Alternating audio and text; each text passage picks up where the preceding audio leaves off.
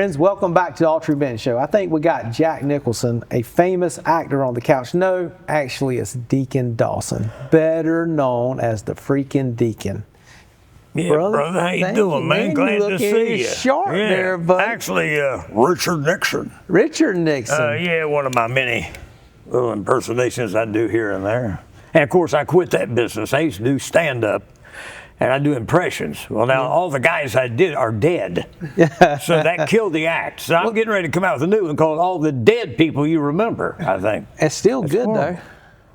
They would still love to hear it, though. I'm telling you, I'm proud of you, man. You got your own show here. Man. But here's my problem. You come on our show, River Talk, okay? You're our guest. Greg Rolls, same thing. Last time I saw him tote a guitar into our place was like 3 years ago. Right. You guys are not doing your own shows. What are we going to do? We're not going to have any more guests. I'm an amateur, buddy. I'm an amateur. No, you're good. You're good. I'm nervous, man. I got a pro sitting across from me today. Get out of here. It's not like that. No, really. That's for sure. But really, you're a legend around the Grand Strand. I owe a lot of people. Yeah, you really are, though. And but you know, I want to jump back and let our viewers know a little bit more about you, the early life of you. Yeah. Where'd you grow up, buddy? I grew up in Huntington, West Virginia. I'm an old West Virginia hillbilly. I came down here 58 years ago, 1968, the night I graduated high school. Then say that again. The night you graduated high school. The night I graduated. Yeah. Was that your plan? Yeah. Yeah, I was going to escape. I was getting out of Huntington, man. I would look out the window when I was in school. I was at daydream. Oh, I got to get out of here. I got to get out of here. So the night I graduated, I grabbed my diploma, took it home, handed it to my mother, and I was gone. What did she say? Bye. See you. So a bunch of us guys came down in an old T-Bird and drove overnight. And it was kind of cool. We finally get into Autry County, and I see all these good-looking little honeys with bikinis on and neon lights. I mean, but for a little boy from West Virginia, that's a big deal, man. Yeah. So I thought, man, I've hit it. I like this place. So that's how I really kind of ended up here. And I decided to stay. But now my buddies, they stayed 2 weeks and they left and went home. Yeah. And they said, come on, Deacon, you want to ride back to Huntington? I said, no, I don't need to go back to Huntington. Yeah, but you're going to miss your mama's good cooking, man. We're going back and get mama's cooking. I said, you don't know about my mama. You don't know about her cooking. I'm staying here. I'll eat hot dogs. No, actually, she was a good cook. But that's how I got here. And then I ended up, doing what everybody else does. I was snapping tickets first at the old Rivoli Theater. And then I picked up a job at the Hawaiian Village, an old restaurant used to be here, a place called the Hawaiian Village, which no longer exists. And then from there, of course, the lifeguard thing, everybody does that. Yeah. Then I got into club business and started running nightclubs. And then I got into booking business, did some of that, and ended up on the road back in about 70 or 71. I ended up on the road with Hamilton, Joe, Frank, and Reynolds. I followed them back out to California. And did an album cover. I'm an artist, so I did an album cover for Tommy Reynolds. So that's how he and I became buddies. Then I came back to Myrtle Beach, got back in the club business, and then from there I met up with Jim Peterick, the Ides of March, a bunch of these old groups out of Chicago, who went on to lead the group Survivor. He wrote Eye of the Tiger. Wow. For Stallone.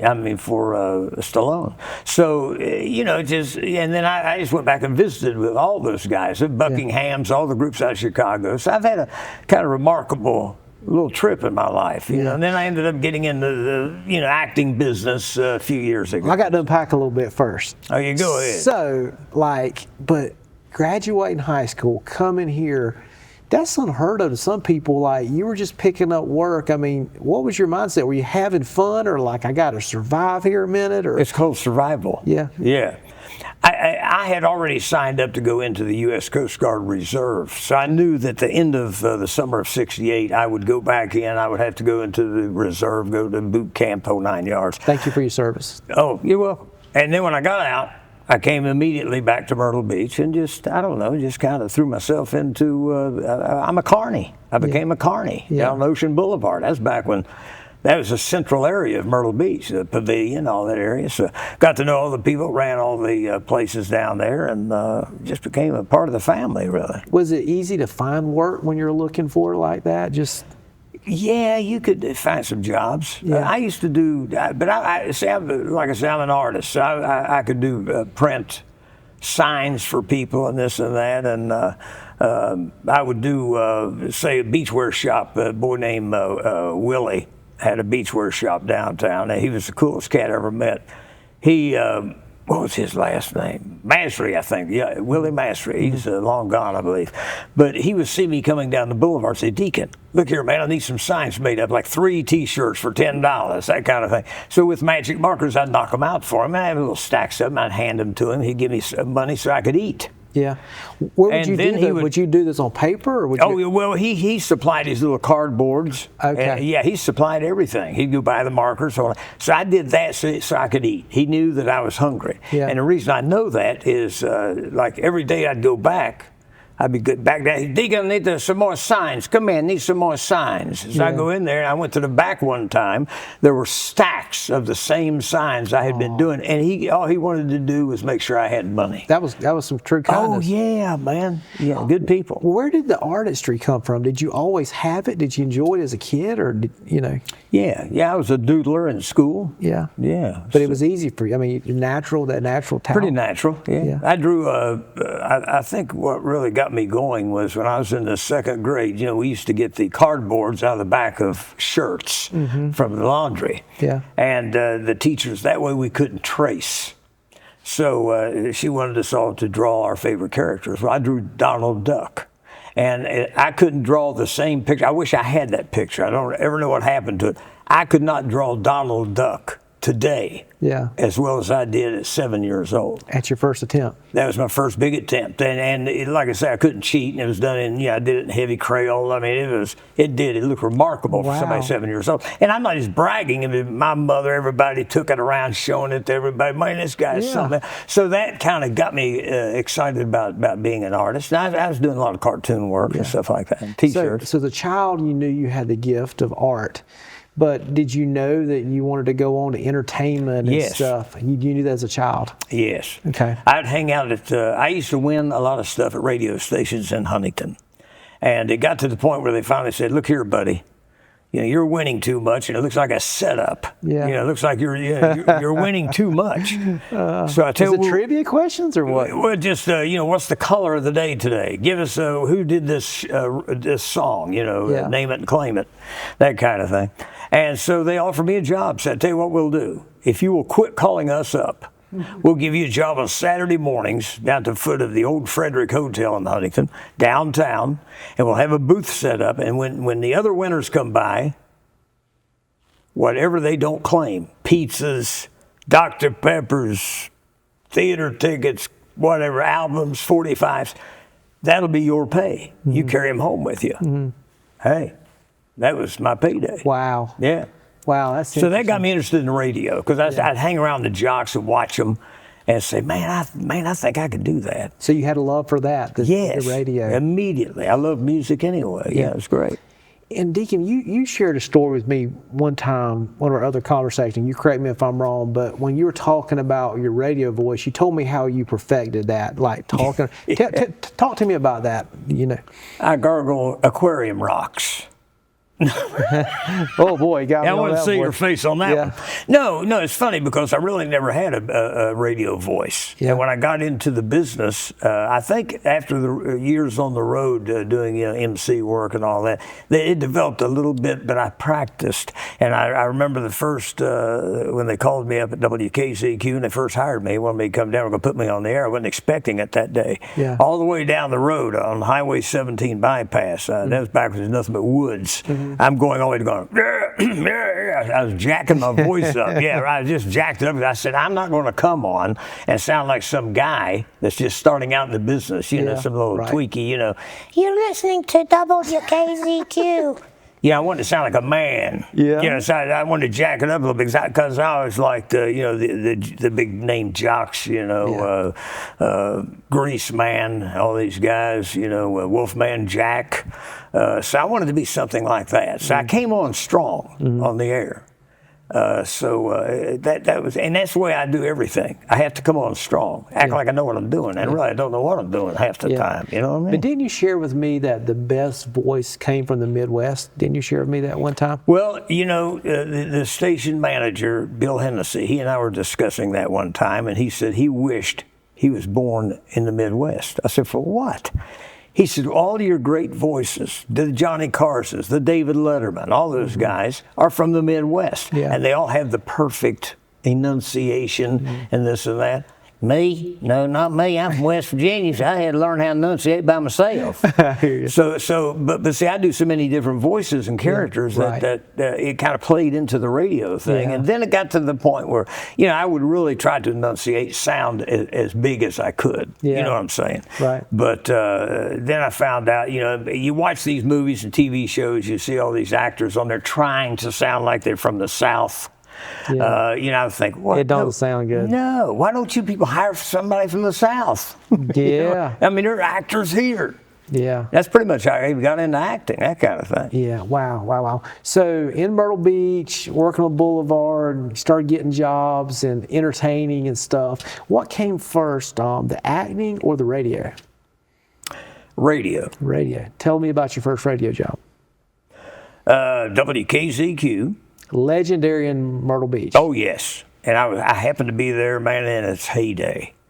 And what years were those, just roughly? Probably I would say about maybe the mid-'70s, because I think they became an FM in 72 or 3 or something. Okay. I believe it's like the mid-'70s up into at least the 80s, up in maybe the late 80s or whatever. Playing rock and roll? Yes. Top 40. Yeah. And that was, I was working at, I'd just gotten back to town from Chicago. Dick Biondi was up in North Myrtle Beach, WNMB. Mm-hmm. Well, I was going up there because he was my hero when I was a kid. And so I was helping this guy who was producing the Dick Biondi Super Gold Rock and Roll Show. Mm-hmm. And I got to meet Dick, talk to him and this and that. Well, anyway, Bill Hennessy and Greg Fowler, who Greg went on with the group Alabama, they came up to Howard Johnson's for lunch one day. So, Deacon, look, man, have you ever thought about your own show? I said, well, yeah. Have they offered you anything? I said, no. Well, then, I was doing voices for Billy Smith and Biondi and all this for their shows. And they were on another radio station in the area? Yeah, okay. WNMB. Okay. So I said, well, yeah, I never thought about that. So, well, we'll give you your own show, and you can do your own voices and characters on your show. You get paid for it. Yeah. I'm in. Yeah. That's how I got into it, really. Was it the morning slot? No, started out nights. Nights, okay. Yeah, did a night slot, and then within a year or so, I was doing mornings. Because mornings was the premier spot. That's the I've heard the name Bill Hennessy a lot around. Tell us a little bit about him and how he influenced things around here. Bill Hennessy is, man, he's an icon when it comes to, this guy, he doesn't forget anything. Mm-hmm. I'm telling you, he could tell you at 2 years old, when he was 2 years old, his dog's name. That kind of thing. He remembers everything. But he was also like me. He was in the Coast Guard. Okay. He traveled around. He was a freak for radio. Yeah. And he got into radio many years ago. Right. He was even offered a job in New York City. Mm-hmm. I believe it was WABC. But while he was in the Coast Guard, he was in Japan, all these different places. And he picked up on all the latest trends. And he read radio. He knew what was going to be big before he came back to Myrtle Beach. So when he came back to Myrtle Beach, he says, look, he told Tom Rogers that owned the station, look, I'd like to make this WKZQ FM sound like an AM. Just put a little reverb in it, make it sound like the old heyday of radio, because AM was starting to, go downhill. Mm-hmm. So Tom said, yeah, do what you want to do. Let's do it. You say go back to the sound of AM. What do you mean when you say that? Well, AM radio was the boss before the 70s. Right. That was all you had. Right. And so when FM came along, frequency modulation, right. It was better than the sound of AM. It didn't have the static and all that in it. It's so clear. So FM kind of just slowly started taking over because people said, man, I'd rather hear FM. That AM, man's getting old now. But back in the heyday of AM radio, you had all your super jocks. Yeah. All the guys had New York City, LA, you name it, Chicago. Like I said, Dick Biondi was on AM. All those guys were on AM. So then when FM comes along, hey, we'll make that sound like AM. Mm-hmm. We'll carry on the old tradition of original radio. I got you. So that's pretty much how. And Bill got all that. He got it. So he was just always ahead of the curve and in technology. Yeah. So he was kind of a promoter, idea guy, behind the scenes guy. Yes. Oh, he's the creative force. Okay. Promoter. Yeah. He did it all. He wasn't just a station manager. He promoted. He did it all. Yeah. And he's very good at it. We won the Station of the Year 7 or 8 times. We won probably 7 or 8 Billboard, national Billboard awards. I mean, it was phenomenal. Yeah. That's why KCQ, kind of hit it so big around here. Yeah. We were more national than local, it seemed like. And plus, we had the audience because they would come here for vacation. We're talking millions of people, Yes. And they'd go back home and say, man, we heard a great station down in Myrtle Beach. And we had our bumper stickers from here to great Vietnam and everywhere else. Those bumper stickers and T-shirts were everywhere, weren't they? Yeah. But Deacon, tell me about this. Having your own show, like when you sat down building your content, all that come natural? Did you kind of know where you wanted to go and how you built your persona and all that was going on? Yes, I knew I wanted to do bits. I knew I wanted to do little characters on my show.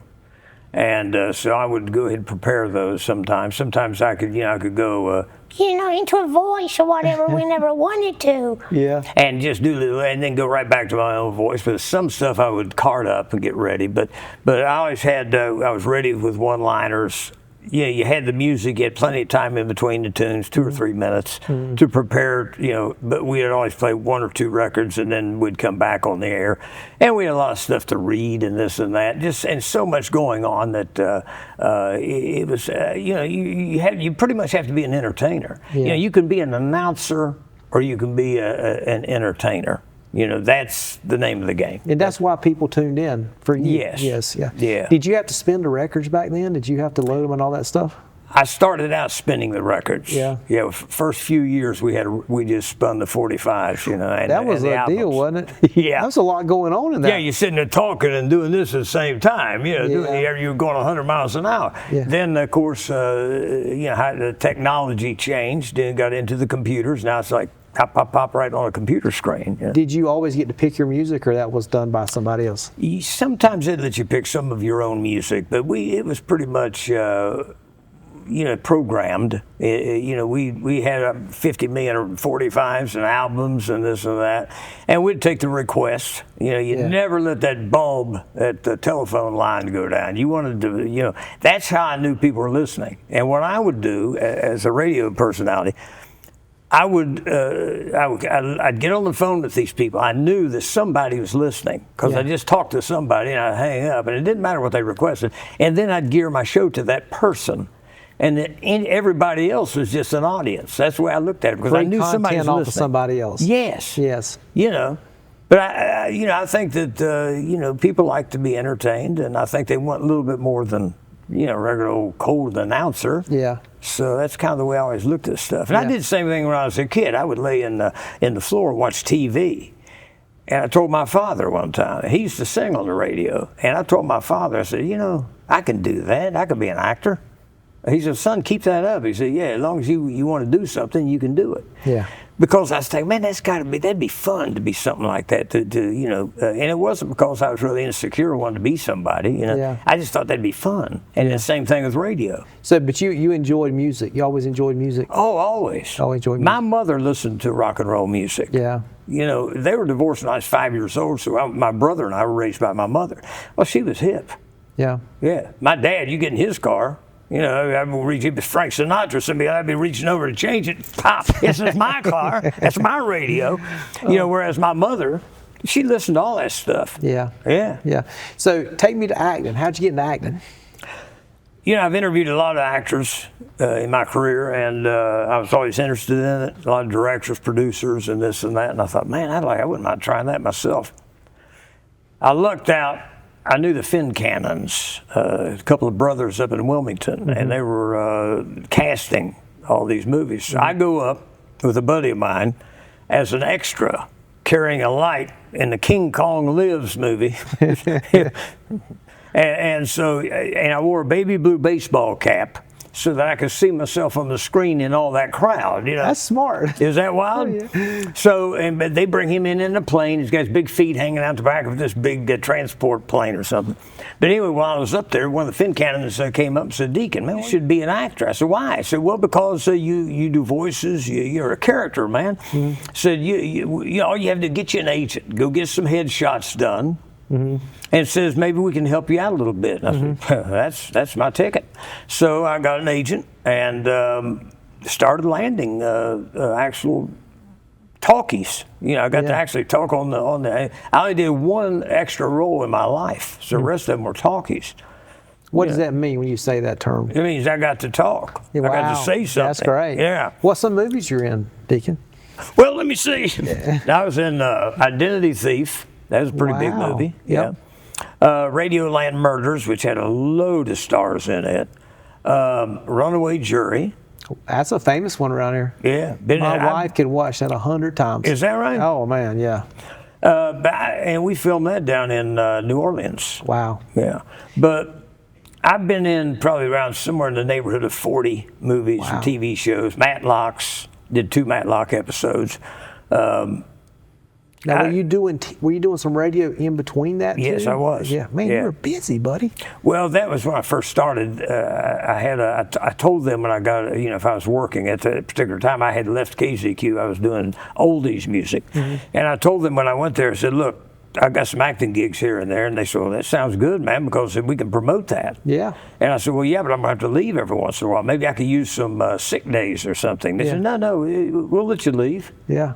They worked with me. Good deal. Yeah.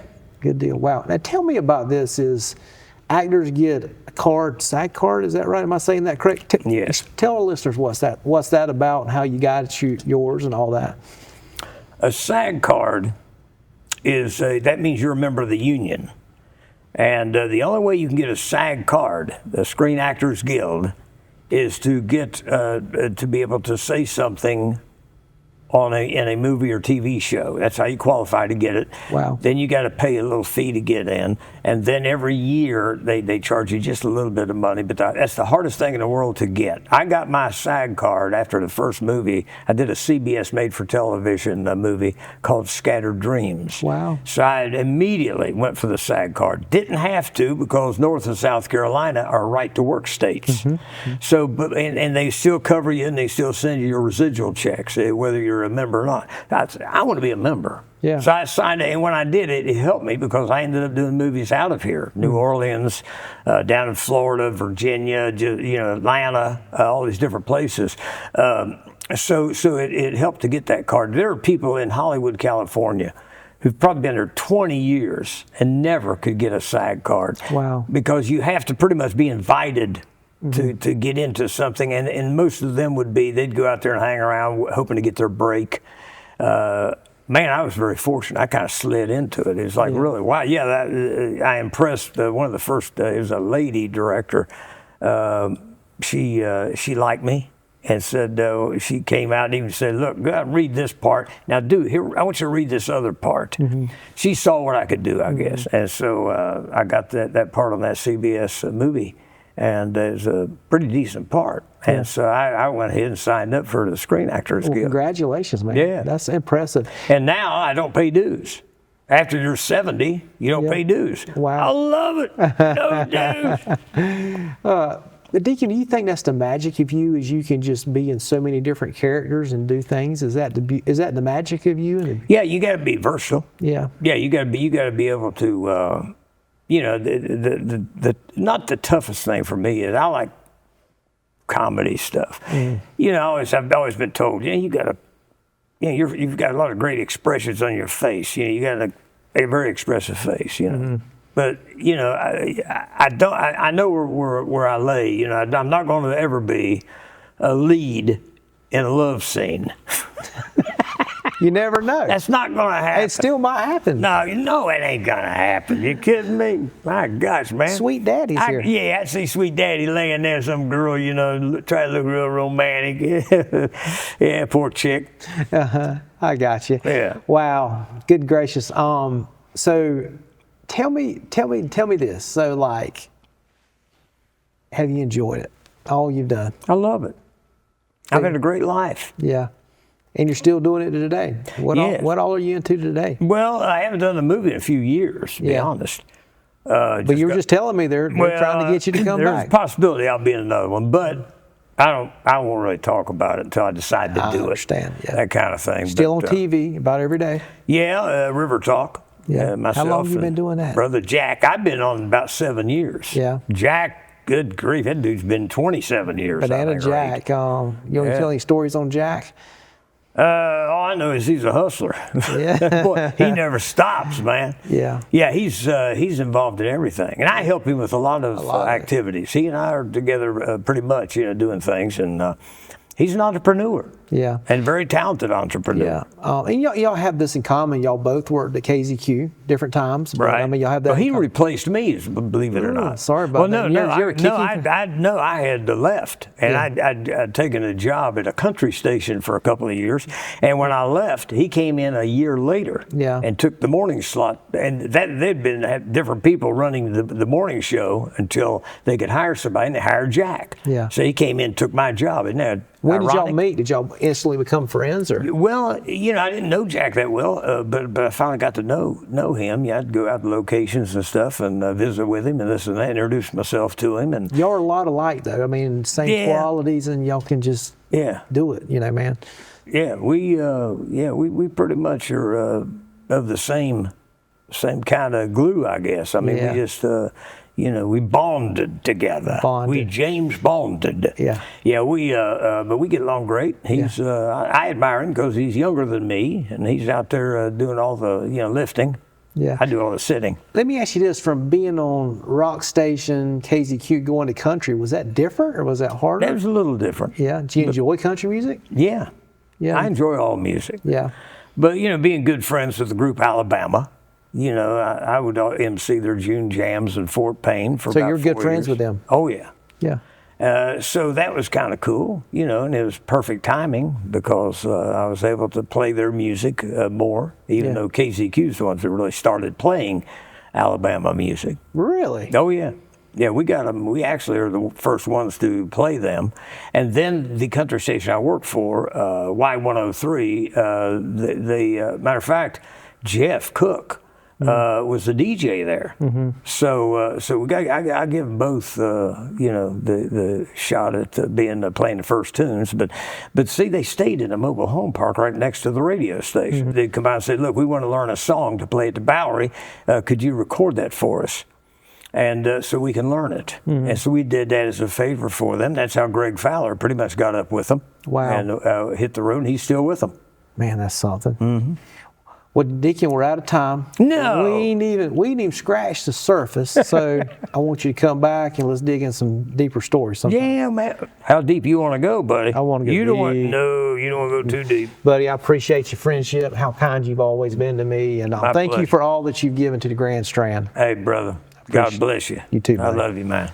Folks, a living legend. He's here today. We've just gotten a small snippet of his life, so be looking for further episodes with the Freakin' Deacon. And you can find him on River Talk in lots of different places. Make sure you find him. He's got his shades back on. Yeah. Join us next time, friends.